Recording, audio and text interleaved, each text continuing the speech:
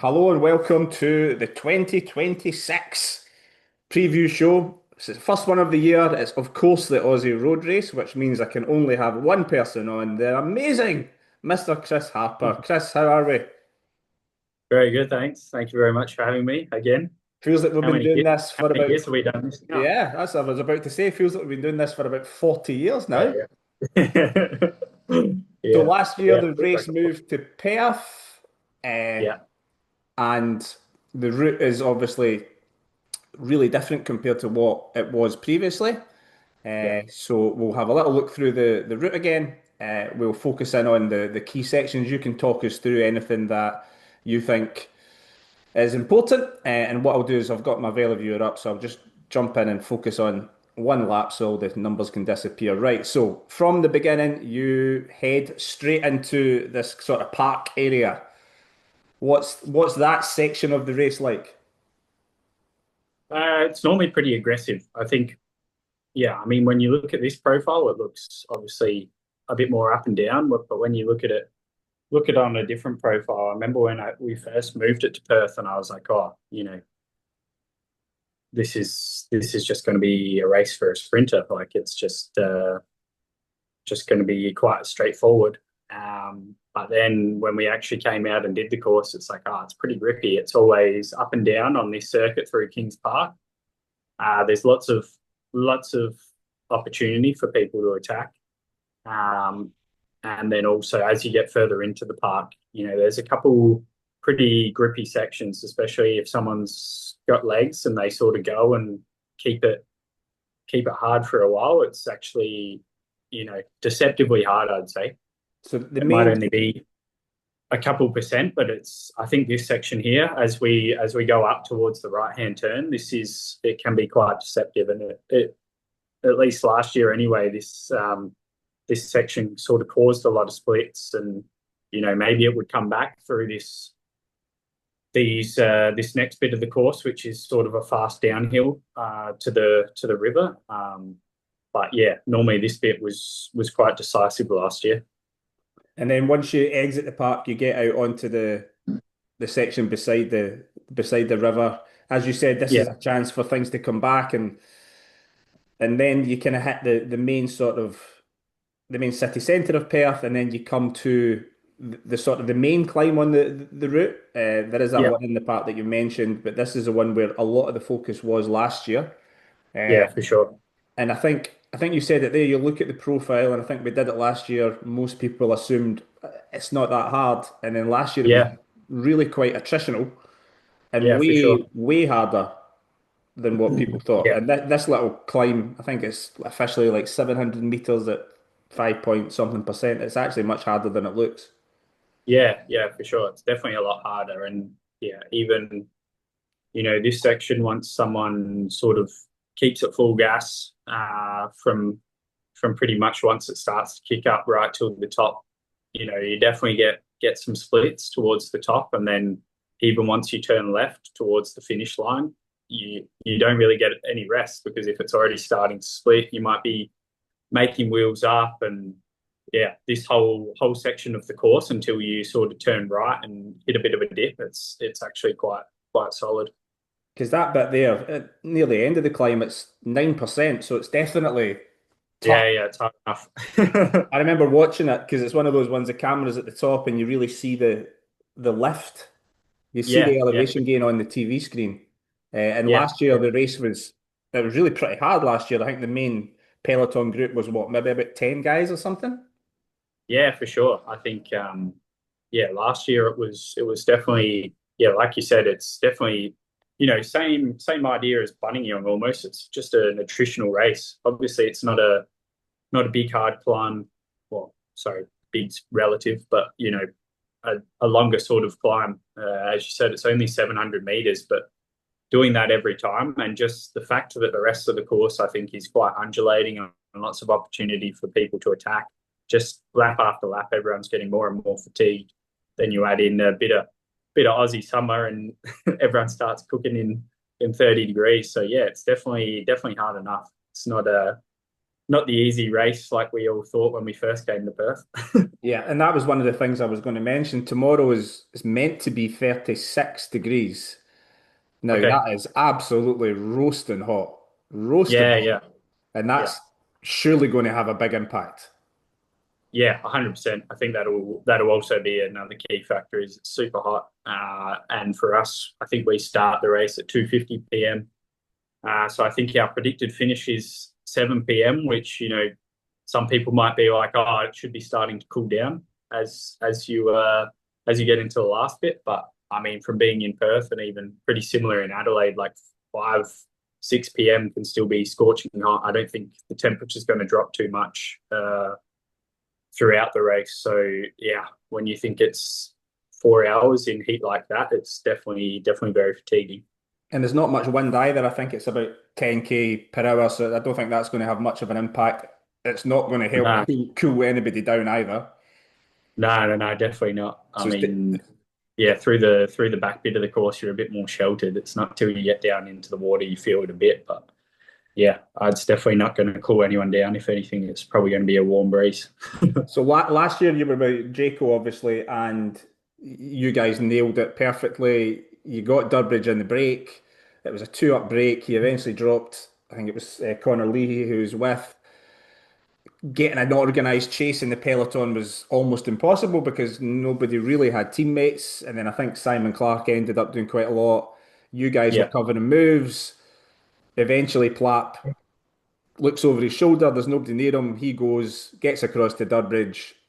Game over. So, from a team point of view, last year, I'm sure it was almost perfect for you guys. yeah, for sure. I mean, once we had Durbo in the front, we were already happy. That was, one of our guys that we were happy to have in that first move. And also, we knew Connor as well. We knew Connor's a strong rider. So to have someone like that with Durbo, they can make it a long way. So we definitely backed that. And like you said, it took a while. Before that, it was just people attacking, trying to get away, and there were quite obviously some other guys there that were super strong and had really good legs, like Jay Byrne, Jar Hindley. They were going super well, but it's hard when you've got us Jayco boys just sitting on the back of you every time when you when you try to make a move. Um, and eventually, like you said, Simon Clark did a fair brunt of the work, and I think another team came and helped him. I can't remember who, but they were starting to bring the gap back a little bit, and probably not many other people knew except for us. But I think Durbo was starting to hurt, so we weren't as confident anymore. And probably the only thing in hindsight that sort of went in our favour was I think Jai he attacked he attacked one lap before Plappy went on the climb, and that sort of blew the chase up a little bit too early, in my opinion. And yeah, after that it was a bit messy again. No one wanted to ride. I think Durbo started to extend the gap again, and then just because everyone was looking at each other, Plappy went on the next lap on the climb, and no one could follow him, and that was it. So yeah, there are other strong guys, but as I said, it's not easy when you've got other strong guys just able to sit in the wheels and not do anything. And now the boot will be on the other foot again this year Yeah, because you are no longer with Jacob. So it's yeah, back to yeah, almost like your Bridge Lane days when you're having to go in against. Well, this year they've got six. yeah, So it's not. I mean, I remember years back they would rock up with like 10 plus guys, and it's yeah, yeah, just about impossible to beat them. But yeah, with six riders, it is possible, and the Cash team have got, I think they've got eight or nine. Team Brennan have got six as well. And then we're really stepping down to guys like yourself. So you arrived with housing. So there's two of you. I think Brady Gilmore's got a teammate. He's got Zach Marriage. And then the other World Tour riders are all solos. So yeah. from a tactical point of view, have you had a little think about how you're going to approach it? I mean, I think it'll be the same idea for everyone in the position of Damo and I. Yeah, obviously I'm fortunate to have a strong teammate in Damo, and I'm sure the first bit of the race, first couple of laps of the race, are going to be aggressive. A lot of guys are want to going to are going to want to try and get themselves up the road because they'll won't back themselves against some of the stronger boys in the last hour. So I think yeah, it's probably up to us to try and make sure one of us is in everything or covering the dangerous stuff, so we don't have to, we don't get caught out like Israel were last year, and one of us has to do a Simon Clark and tow the peloton for a couple of laps. That's sort of the scenario we're avoiding. But yeah, I think the hard thing is it can be a bit of a gamble. You can follow the right guy and you can think that's the move, and then half a lap later it comes back and the next move goes, and then all of a sudden no one wants to do anything, and that's sort of gone. So it is a bit of a gamble, but yeah, we'll try our best to sort of be amongst that. And I guess the other thing is, like you said, there's a lot of other World Tour riders in our position that are super strong as well, and the course suits very well. So yeah, it's while Jayco are definitely the favourites, they've also got all the pressure, and they've got a lot of riders to cover as well. Yeah, and I would imagine they would look at it and think, so we'll have Durbridge and Kell O'Brien as our two attackers early, and then we'll save Plapp for later on, and Ben O'Connor's obviously here as well. So I would imagine they'll be safe. But then Plapp had a bit of a disaster in the time trial. Yeah. So I mean, did you hear anything about that? Like, because I've No, not heard, really. I only got to Perth a couple of hours before the crit last night, so I'm a bit out of the loop. But yeah, I'm not sure whether he just had a bad day or something. But yeah, I mean, obviously he's won nationals three times before, and then when he rocks up and he finishes eighth place, everyone's a bit confused what happened. But yeah, I guarantee you, Plappy he'll be firing tomorrow. I don't think it'll be a question of form. It might have just been a bad day, and he'll definitely be one of the strongest guys tomorrow. because the route is absolutely perfect for him. Like the punchy Yeah, little yeah, climb, yeah, whereas you're more a kind of longer climber. Vine obviously as a mountains guy as well. yeah, It's just so good for Plapp and coming with a strong team. If he's on form, if he's good, he's such a hard guy to beat. yeah, yeah. Like you said, he's super hard, especially if you can take away, you know, all that wasting energy following moves early on in the race that other, myself, Jay, and all that are going to have to do. Damo, Welsford, and that. You take away all those little accelerations for the first hour of the race, then you go into the last hour of the race slightly fresher. And when you're already one of the best guys at punching over these 2 minute climbs, then he's a very hard guy to beat. So yeah, I saw the time trial and I didn't read too much into it. I know Plappy's always on form in January, so I'm sure he'll be one of the strongest tomorrow, and he'll be one of their protected riders. So yeah, if he's even pulling faces, looking like he's struggling, I don't think he is. And the other one I've got my eye on is Brady Gilmer. So he went Yeah, well last year, and I think it was fourth, and then he went on to have a really good season for Israel, and now he's stepping up again this year. Punchy rider, fast sprint. Nobody really would want to take him to the line.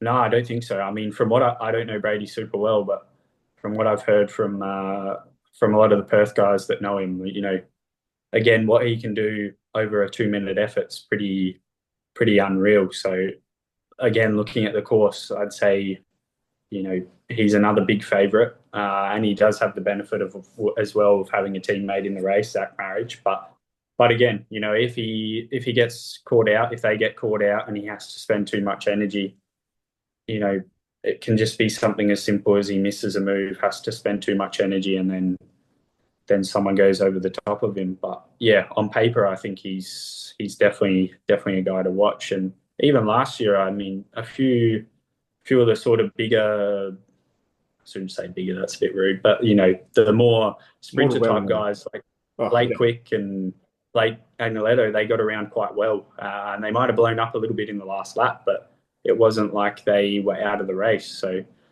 it's not like Young where it's sort of so attritional and the climbers sort of more come towards the front. I think it's a real mixture of people just being strong and being able to race still after a really hard 3 hours.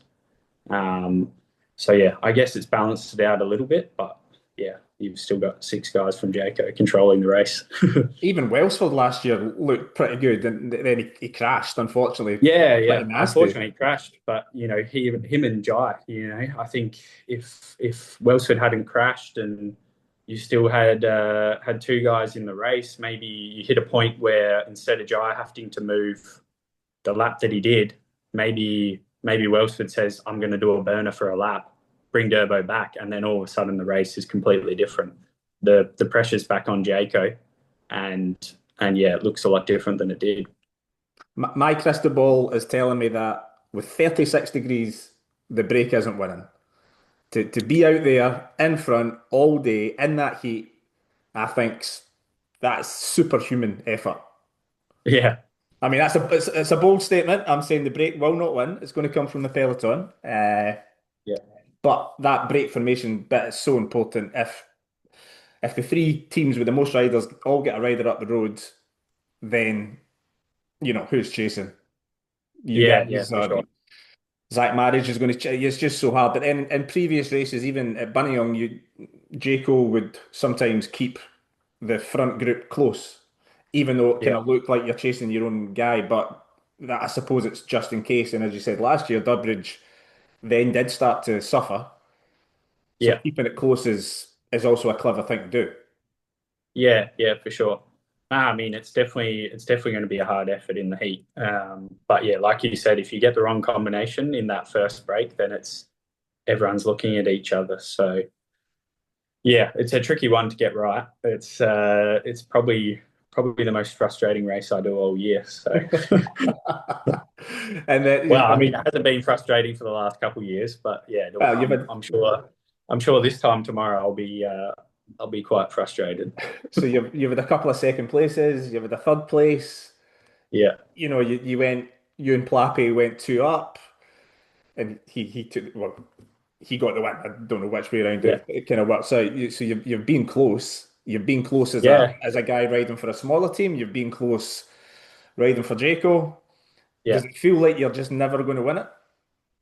Um, I wouldn't say that. I think, it's very hard for me to win nationals. It's not like it's ever going to be a course that suits me great. But I think the thing that does suit me is normally it is a very hard attritional day. And normally in that sort of race, if I can get through the first bit of all the guys who are fresh and can do these unreal 2 minute efforts that I can't do, if I can get through to that and they start to be blunted a bit in the last hour of the race, then normally I think I can I can come better and show something. But yeah, it's I'd say there's an element of luck in nationals being in the right place. But yeah, I think if you rock up and you're in good shape and you don't race too stupidly, yeah, you'll be around the mark. And looking back at last year, Giro stage win. I mean, unreal, unbelievable, penultimate stage. Let's just call it the Queen stage as well. Let's just add that in as well. What I mean, that was absolutely sensational. Yeah, yeah. I mean, obviously that was highlight of the year highlight of my career, I guess. But yeah, frustrating at the same time. I mean, I had sort of didn't have the season I would have liked to last year outside of winning that stage of the Giro.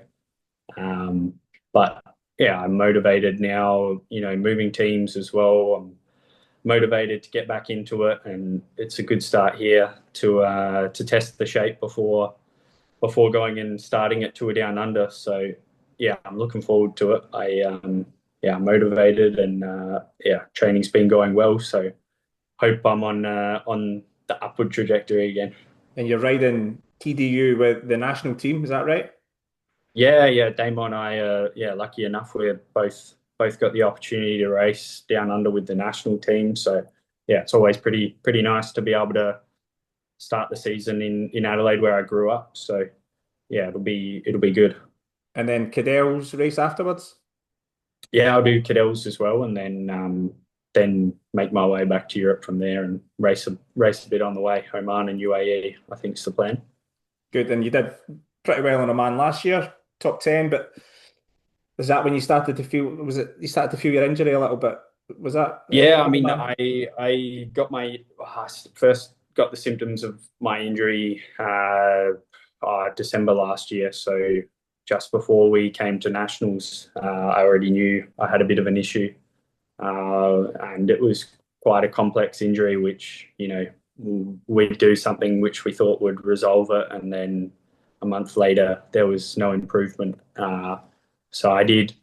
Yeah, I did most of the season last year with this injury and had surgery in October last year to hopefully fix it. And so far everything's going well. Obviously, with the injury being 10 months, I think it's also the rehab's been, some days great, and I feel like everything's perfect, and then other days it's a little question mark. But in general, I'm feeling like what we did has resolved the issue, and now it's just my job to make sure I do all the rehab job properly and make sure I can come back strong. Was it your knee? No, no, no. Someone told me they heard I've got a dodgy knee, but no, it was one of the nerves that goes through your hip down your quad. So it was. I don't know how to explain it properly, but basically I had a carpal tunnel syndrome over that nerve. So I sort of just would get sensations of my leg being on fire and filling up with fluid. And yeah, it was a weird injury and definitely very hard to diagnose. But yeah, I think we found the problem and fixed it. So hopefully now everything's going good. Your move to Q36.5 maybe surprised a few people. An Aussie leaving the Aussie team. How did it come around? I mean, I just yeah, like contract negotiations go normally. I think yeah, last year in particular was obviously a tricky year for everyone. A lot of people very unsure about what they were doing, but yeah, I had spoken a little bit about staying at Jayco as well as what my other options were, and then yeah, one of those things where you just speak to a team and it feels like a place where they're pushing very hard to become one of the best teams in the world. Obviously, the team isn't world tour at the moment, but that's the goal, and just my personality, I think that suits me as well. A team that's looking at all the little things that they can do to make all the riders on the team as good as they possibly can. And yeah, I mean that's probably what I got when I first turned professional with Visma, was a team that was sort of like top of the food chain, doing everything as good as they could. And I just felt like coming to Q36 was going to be a similar sort of experience. So I think that's sort of what poked my interest at moving teams, and yeah, from there I just yeah moved across and really enjoying it so far. Yeah, they're definitely a team in the up, and I see you'll probably miss it, but they're going to Chile for their altitude camp. Yeah, I yeah. read. Yeah. I saw Fred before I left Europe, and he's like, "Oh, are you going to Chile?" I was like, "No, I'm going to Australia." But yeah, maybe I should have gone to Chile. It sounds fun as well. Yeah, good. And I mean, I don't want to put any extra pressure on you, but you are in my cycling fantasy team this year, so Okay. I mean, no pressure, but I'm expecting results. I'll see what I can do. Right, Chris, put your money where your mouth is. Apart from yourself, who wins tomorrow? Who wins tomorrow? Phew, I could probably pick about seven riders who can win. I think it's so Pick hard to one. pick, Pick but one. Go on. I'd say I think I think Ben O'Connor's going to be quite dangerous. See, I'm going. I'm going Gilmore. I'm going to Yeah, go to Jaco. I'm not going to quite control it as well as previously. There's a few yeah, question marks about Platt. yeah, Let's go yeah. Brady You could be Gilmore. right. Yeah, yeah. I mean, it'll make for an exciting race. So Yeah, it should be good. I'm looking forward. And the best thing about it in Perth is that because of the time difference, it actually starts at like 7 o'clock in the morning here. Yeah, I was going to say So you guys are a bit closer now, aren't you? yeah, yeah. So it's much better. So I can set my alarm nice and early, up, watch the Yeah, race, and I don't have to stay up during the night. yeah, nice. Right, Perfect. Chris. Well, thank you very much once again for doing the preview. Hopefully tomorrow's your day. Thank you very And much. you can Thanks get again the for green having and me. gold on. Right, cheers. Cheers. Thanks.